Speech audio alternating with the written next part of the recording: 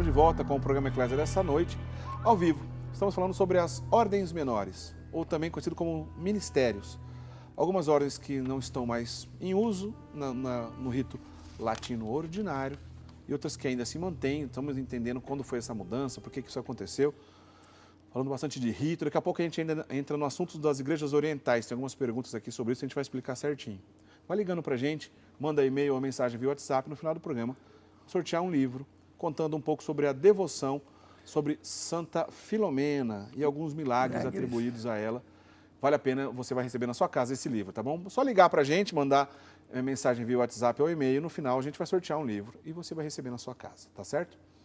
Bom, já falamos sobre algumas ordens menores, a gente falou a diferença entre alguma delas, sobre os ritos, etc. Falamos um pouco sobre o subdiaconato. Voltando a esse assunto do subdiaconato. O subdiaconato, ele existiu por muitos e muitos anos na igreja do mundo todo. Não só entre os orientais ou especificamente entre os ocidentais. No mundo todo, né, Padre Guido? Sim, inclusive, pois não.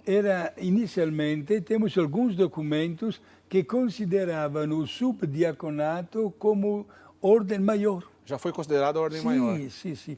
Depois foi separado e ficou só para o diaconato, né?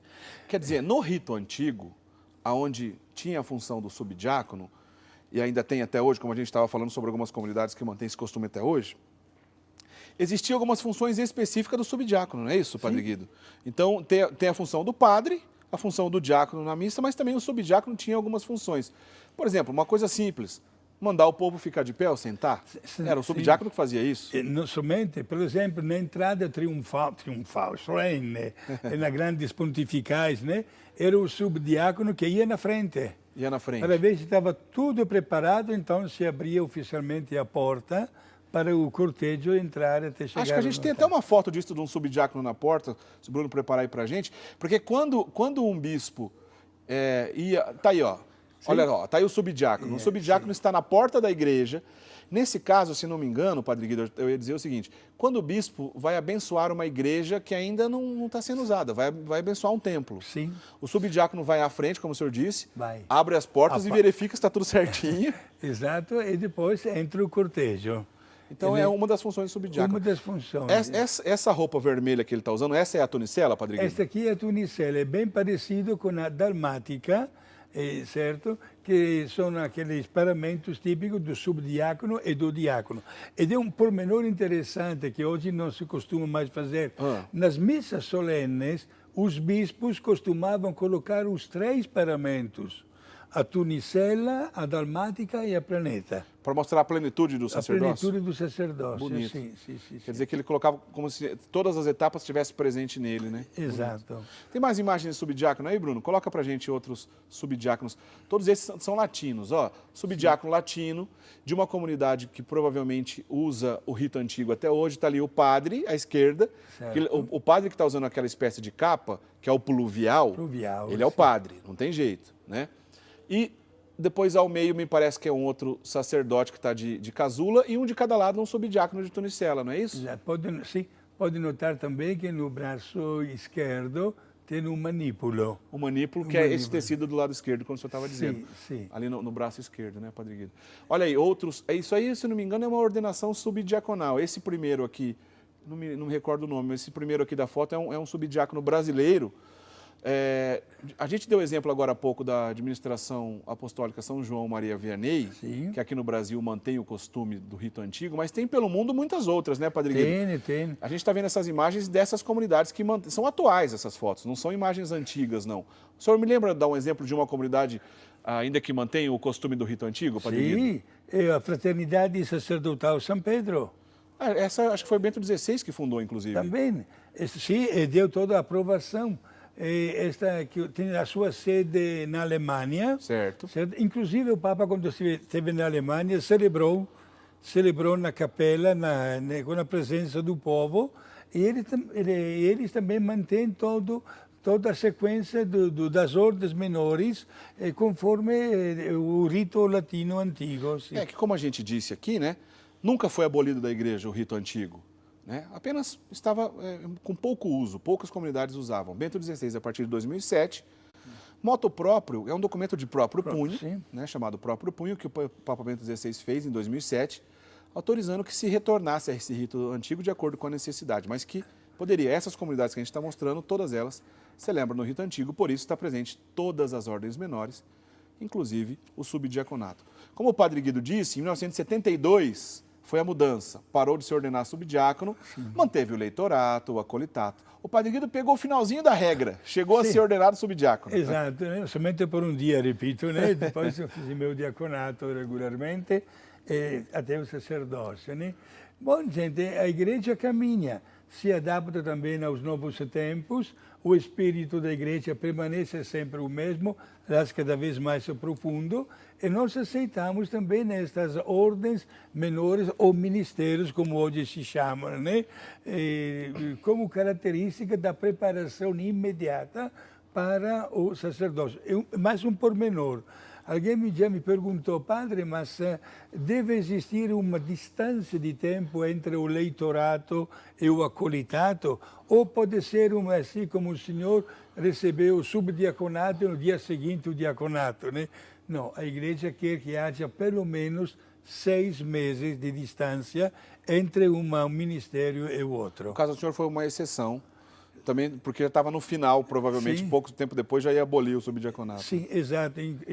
Para mim foi no mês de junho e no mês de julho ou de agosto saiu o decreto do Papa. Muito bem. Tá bom, não tem problema. A gente está falando aqui de paramentos, tunicela, dalmática e tudo mais. Tem um programa que a gente fez sobre isso, tá? Disponível também no nosso site. Programa sobre os paramentos litúrgicos, para entender um pouco mais sobre as vestes sacerdotais, só você acessar o nosso site. A Karen Terezinha, que sempre manda pergunta aqui para a gente, está parabenizando aqui pelo subdiaconato, muito obrigado, viu, Karen? E ela está dizendo o seguinte, a nomenclatura das ordens menores, os tipos dessas ordens menores, ela muda de acordo com as ordens religiosas? Por exemplo, um franciscano, um jesuíta, um dominicano, recebe do mesmo jeito ou diferente? Não, é tudo igual. Tudo igual. O que muda entre um franciscano, um dominicano, um rogacionista é um carisma particular que aquela ordem ou congregação tem. Mas quanto às ordens ou ministérios, não há nenhuma exceção. Todos seguem o mesmo caminho. Legal, isso é interessante. Vamos fazer o seguinte, tudo que a gente falou até aqui agora, nós comentamos sobre o rito latino extraordinário e ordinário. No rito latino ordinário, a ordem menor, também conhecido como ministério, que ainda está vigente hoje, leitorato e acolitato. Todas as outras ordens menores que comentamos, diz respeito ao rito antigo, o rito extraordinário, que quem mantém ainda celebrando o rito extraordinário até hoje está usando, seja tonsura, subdiaconato e tudo mais, né? Agora a gente está fazendo aqui, vamos mudar de assunto para a gente não confundir, porque é um pouco complicado. Tudo que a gente falou até agora é sobre o rito latino. Vamos agora falar sobre os ritos orientais. A partir de agora vamos comentar então sobre os ritos orientais. Antes de comentar sobre os costumes dos ritos orientais, a gente vai até mostrar as fotos dos bispos orientais que atuam aqui no Brasil. Vamos até mostrar as fotos. Padre Guido, explica para a gente em poucas palavras. O que significa isso, igreja oriental? Como disse a mesma palavra do Oriente, né? Igrejas que nasceram no Oriente e que também depois se espalharam em outros lugares. E lá no Oriente seguiram uma tradição cultural também, além de litúrgica, cheia de tantos valores, e a igreja não encontrou nada para impedir que tudo isso continuasse. Portanto, nós hoje estamos com tantas igrejas orientais que inclusive chamam-se até de direito próprio, né? Que tem uma autoridade, um direito particular, mas que estão em plena sintonia com Roma e, portanto, a igreja permite que façam aquele caminho rumo ao sacerdócio conforme as tradições destas igrejas. Aliás, a expressão sui iuris, né, Sui iuris, exato. Significa justamente direito próprio, direito próprio, né? Que não ofendem absolutamente, aliás, estão em perfeita sintonia. Você se imagina tanta gente que saiu do Líbano, por exemplo, onde tem toda uma tradição religiosa católica, conforme o rito, e mudou para o Brasil, caso prático. E aqui no Brasil vieram também alguns sacerdotes de lá que continuaram o mesmo rito com o oriental, né? E tantas vezes usando até o mesmo idioma de lá, e não tem nada contra, para que possam continuar com os valores das suas tradições. Aliás, a pergunta aqui do nosso telespectador, né? Aliás, o casal, Norival e Edna Maria, cidade de Porto Feliz, São Paulo, estão perguntando, olha, qual a diferença entre a Igreja Católica e a Igreja Maronita, que é uma dessas orientais? Então, vamos lá, olha só. A Igreja Maronita, ela não é uma parte ou dissidência ou alguma coisa perto da Igreja Católica. Ela é a Igreja Católica, né? Não só a Igreja Maronita, como todas essas orientais que o Padre Guido estava dizendo, né, Padre Guido? Não são igrejas diferentes. Não, não, né? Absolutamente. O nome é diferente pelas culturas diferentes, pelos lugares diferentes. E nós temos que respeitar sempre estas culturas. Gente, quando se fala de igreja, usamos também a palavra inculturação. E quando nós vamos fazer uma visita no exterior, notamos até um comportamento legal, mas diferente, muda um pouquinho a alimentação, muda o clima, muda a maneira de se cumprimentar, etc. E são gestos que têm o seu grande valor. E a igreja se manifesta no mundo inteiro em tantas maneiras, todas válidas.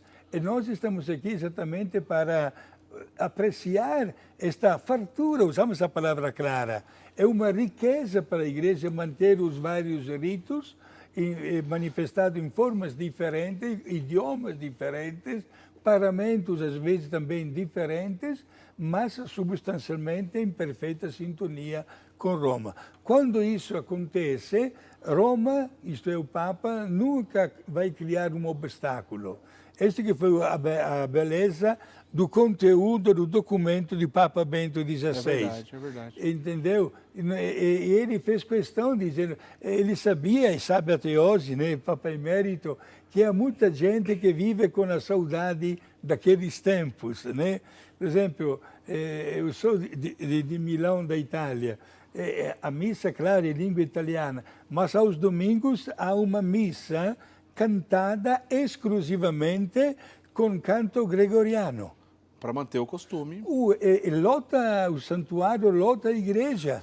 As pessoas gostam de ouvir aqueles cantos gregorianos, como até hoje, né, em São Paulo, aquela bela igreja do Colégio São Bento, é sempre muito frequentada, especialmente na hora das vésperas, porque os monges cantam com a melodia gregoriana. Muito bem. E antigamente, não esqueçamos que os cantos eram todos ou quase em língua e melodia gregoriana. Muito bem. Ô Norival, então, para ficar bem claro, em relação então aqui à questão das igrejas católicas que são orientais, é o seguinte, a igreja católica como toda, a palavra católica significa universal. Ela é composta por mais de 20 dessas igrejas que a gente está dizendo, chamadas sui iuris, ou seja, de direito próprio. A Igreja Católica de rito latino é a maior parte dela, né? Mas basicamente 98% no mundo é católica de rito latino, mas não são todas. Essas de ritos orientais, elas se dividem em mais de 20. Né? No Brasil, nós temos a presença de 4 desses ritos com bispo e uma quinta paróquia que não tem bispo. Não tem bispo aqui no Brasil, né? Então, tem todos os bispos, eu vou explicar certinho, vou botar essas fotos agora desses bispos para vocês entenderem. Vamos primeiro, por exemplo, justamente o bispo maronita, que foi o bispo que me ordenou agora no último domingo. Tá aí, ó. Esse é o bispo maronita do Brasil, Dom Edgar Madi. Né? Todos os maronitas, todas as paróquias maronitas espalhadas pelo Brasil, é ele que é o bispo. A sede do bispado fica em São Paulo, mas vale para o Brasil todo, né, a jurisdição dele como bispo maronita. Então, o primeiro bispo oriental que a gente está mostrando, que é aqui do Brasil, bispo católico, em comunhão com o Papa Francisco certinho, está aqui, é o bispo Dom Edgar. Vamos para o próximo bispo. Esse aí que está proclamando o evangelho é o bispo dos Melquitas, do rito greco-melquita, Dom Joseph Guebara, também é libanês. Tanto Dom Edgar quanto Dom Joseph Guebara são libaneses. O rito greco-melquita é um rito bizantino, que a sede também fica em São Paulo do Bispado, mas que, como eu disse, para o Brasil todo vale a jurisdição desse bispo, no caso dos Melquitas. Vamos para mais um bispo oriental que está aqui no Brasil. Esse aí é o Dom Mazur. Dom Mazur, ele é da Igreja Ucraniana Católica, que é um rito também bizantino. Veja só como os paramentos são diferentes, tá vendo? A mitra parece uma coroa, né, Padre Guido? Exato. Esse rito bizantino greco-ucraniano é bem comum no estado do Paraná. Lá tem 2 desse bispo. Um é esse, que é o Dom Mazur. E tem outro, a gente tem outro bispo ucraniano aí, Bruno, que é o Dom Volodymyr, acho que é assim que pronuncia. A gente tem mais um bispo ucraniano, o Dom Volodymyr ou Volodymyr, eu não sei, desculpa, viu? Eu não sei pronunciar o nome corretamente. Tem dois bispos ucranianos do rito ucraniano católico aqui no Brasil. Um é esse que a gente mostrou, tá aí, ó, Volodymyr. Então, esse é o outro bispo ucraniano católico. Veja só que paramentos belíssimos, pois é uma tradição bizantina. A mitra, como eu disse, também lembra uma coroa. Então, nós temos dois bispos do rito ucraíno-católicos, presente aqui no Brasil. A sede do bispado deles ficam lá no estado do Paraná. E a gente tem mais um bispo oriental ainda, que não tem bem uma diocese, mas tem um exarcado, que ainda é menor que uma diocese, né? Que é esse Dom Vartan, que ele é bispo dos armênios, do rito armênio. A sede também é em São Paulo. Quem conhece a cidade de São Paulo, não tem o metrô Armênia? Quase lá em frente tem a igreja armênia, ele que é bispo.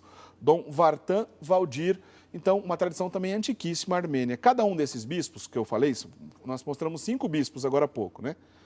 Todos esses bispos são bispos católicos, porém seguem os seus ritos próprios. Padre Guido, todos esses bispos que eu acabei de mostrar aqui agora, que moram no Brasil, trabalham no Brasil, as paróquias deles ficam no Brasil. Quem é o Papa dessas igrejas? Francisco. O Papa Francisco, é claro. Tem plena sintonia. É isso que eu queria deixar bem claro. Diante do fenômeno da emigração de tantas pessoas, de tantos lugares diferentes do mundo, a Igreja sempre se preocupou, até hoje se preocupa, de dar o devido acompanhamento religioso. Por isso que, quando tanta gente saiu desses países, e os sacerdotes também o acompanharam. E olha, se formaram até dioceses aqui dentro do nosso país que mantêm estes ritos, e não somente aqui no Brasil, né? Em tantos outros lugares do mundo, o mesmo fenômeno.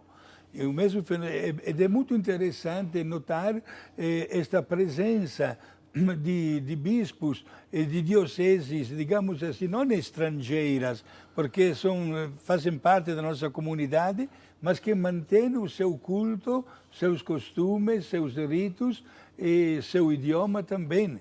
Né? Olha, eu lembro, por exemplo, uma das igrejas de Roma, é a Basílica de Santa Cruz, chamada, onde tem os restos da paixão e morte de Jesus, é a paróquia dos chineses. Os chineses que moram em Roma, católicos, se reúnem naquela igreja com o seu bispo todos os domingos para a Santa Missa em chinês. Estamos em Roma, sim. Aqui no Brasil, a gente também tem algumas paróquias que são consideradas paróquia pessoal, né, para uma comunidade específica. Por exemplo, os coreanos. Tem paróquia pessoal dos coreanos em São Paulo e também em Campinas. Né? O rito próprio é o rito romano, porém destinado para um povo, porque se celebra na língua deles. Né? Imagina se a gente mora fora de um país e a gente não gostaria de ouvir a missa na nossa própria língua. Então é uma coisa bacana. Olha só, Padre Guido, a gente vai para mais um intervalo. Na sequência, a gente vai mostrar mais imagens aqui da minha ordenação subdiaconal, né? E vamos conhecer um pouco mais desse rito, o rito maronita. A gente já fez um programa sobre o rito maronita, inclusive, está lá também no nosso site, a gente fala mais sobre isso. Mas a gente vai na última parte do programa, que é o bloco depois do intervalo, a gente vai mostrar mais essas imagens, então, da ordenação subdiaconal que recebi no último domingo. A gente explica mais sobre tudo isso que está acontecendo nesse momento, tá bom? Sai daí, a gente volta já já.